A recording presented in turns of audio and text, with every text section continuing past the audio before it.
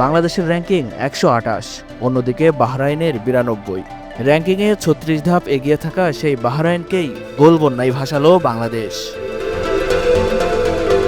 নারী Asian cup বাছাইয়ে মিয়ানমারের ইয়াঙ্গুনে বাহরাইনের জালে গুনে গুনে ৭ গোল দিল বাংলাদেশ নারী দল।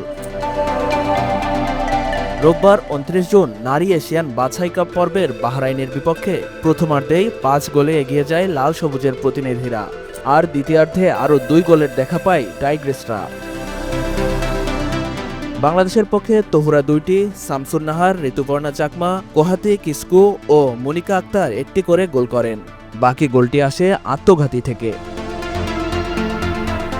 নারী এশিয়ান কাপ বাছাইয়ের সি গ্রুপের দ্বিতীয় ম্যাচে একই ভেন্যুতে বুধবার ২ জুলাই মিয়ানমারের মুখোমুখি হবে বাংলাদেশ। ওই ম্যাচের উপরই নির্ভর করছে আগামী বছর অস্ট্রেলিয়ায় সি গ্রুপ থেকে কোন দল যাবে। নিজেদের প্রথম ম্যাচে তুর্কমেনিস্তানকে ৮-০ গোলে উড়িয়ে দিয়েছে স্বাগতিক মিয়ানমার।